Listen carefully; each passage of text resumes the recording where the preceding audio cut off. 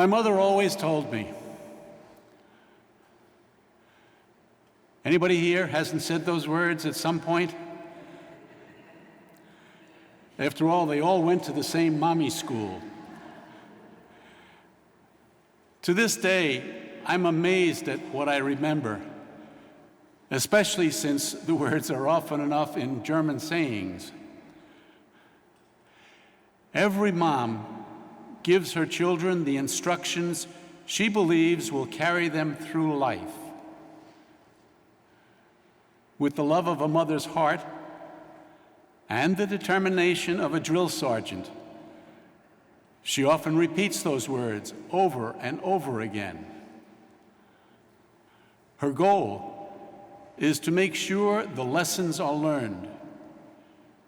She wants the best for her children.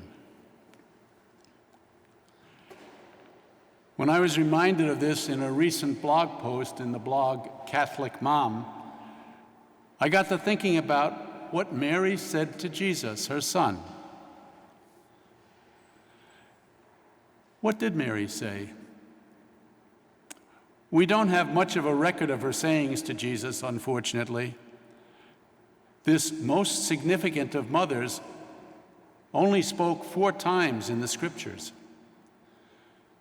3 of the 4 passages are from the Gospel of Luke. The Annunciation, when she speaks with the angel and says, yes. Her visit to Elizabeth, when Mary sings the psalm of praise known as the Magnificat. And that time that Jesus is lost in the temple and Mary admonishes him. The 4th time, we find Mary speaking in the Gospel of John during the wedding feast at Cana. She tells Jesus, there's no more wine. And then she tells the servers, do whatever he tells you. As someone once put it, this is perhaps the best advice in the entire Bible. Do what Jesus tells you. What did Jesus tell us to do? Jesus said many wonderful things during the course of his ministry. I suspect 2 passages stand out in the mind of most Vincentians. One would be, whatsoever you do to the least of my brothers and sisters, you do unto me. And in case we did not understand, he even showed us what he meant. That being the other passage in the Gospel of John, where at the Last Supper, he washed the feet of his followers, ordinary people from the margins of society. Then he very pointedly asked, do you understand what I have done for you? He said to them, this is what I want you to do. Wash one another's feet.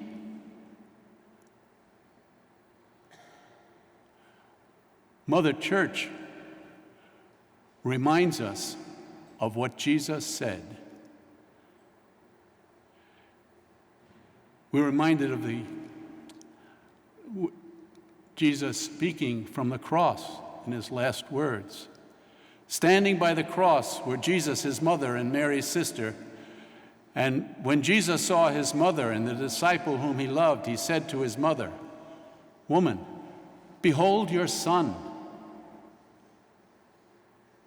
Then he said to the disciple, behold your mother. Could she, as a mother, ever forget those words from her son? These words have impacted us through the centuries. Just look at how many appearances of our mother and how many shrines to Mary there are around the world. Pope Francis has reminded us very dramatically by his words and actions that Mary is the mother of the church. In fact, as was announced, next Monday, there's a special memorial that he instituted, reminding us that Mary is the mother of the church. Pope Francis, in his travels, visits Marian shrines everywhere he goes. But the question I raise today for you and me is, do we hear and live her words? Do whatever he tells you. Those words were not just spoken to the servants at the wedding at Cana. They're the words that are spoken to you and to me. Just what did Jesus tell us to do in clear and simple language?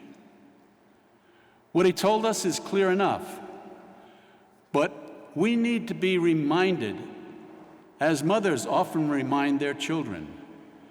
So Mother Church reminds us in the form of its centuries-old social teaching. Unfortunately, sometimes we pick and choose what strikes our fancy. People on both the left and the right interpret it through the lens of their political party's platform. They're not looking at the whole teaching. They read it very selectively. And that is why the church's social teaching is so controversial. So often we pick and choose from among the particulars. We lose sight of the overall vision of Jesus. But the church's social teaching is basically an explanation and a commentary on what Jesus told us. Mother Church, as Mary, reminds us, do whatever he tells you. The church's social teaching is not complicated. True, there's a thick book that pulls together the long history of the church's social teaching. The bishops in the United States have boiled it down to 10 principles. But Jesus himself told us the whole law and the prophets is summed up in love the Lord your God and love your neighbor as yourself. As much as you love yourself, that is the measure for loving your neighbor.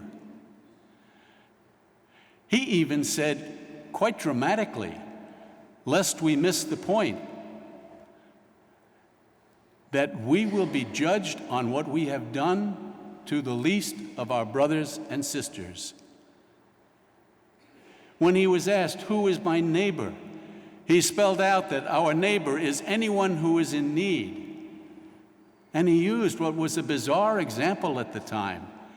He told us to be good Samaritans, and there was no such thing as a good Samaritan in the eyes of the Jews, the hated enemies of the Jews.